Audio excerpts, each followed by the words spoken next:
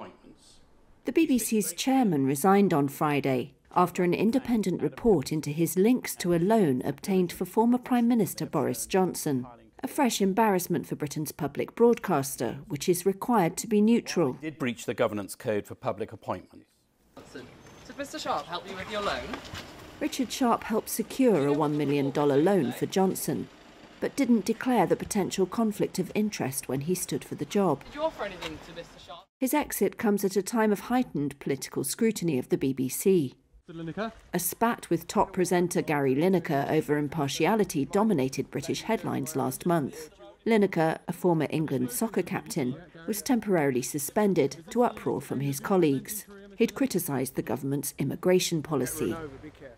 Sharp, a former banker who took the helm in 2021, came under pressure in February, when a committee of lawmakers said he'd made significant errors of judgment. Indeed, I've always maintained the breach was inadvertent and not material, which the facts he lays out substantiate. The Secretary of State has consulted with the BBC board, who support that view.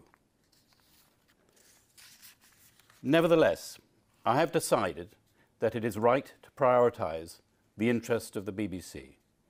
I feel that this matter may well be a distraction from the corporation's good work were I to remain in post until the end of my term.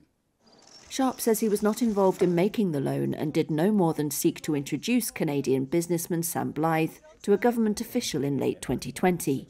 The report mentions that Johnson's Downing Street office recommended Sharp as a strong candidate for the BBC role.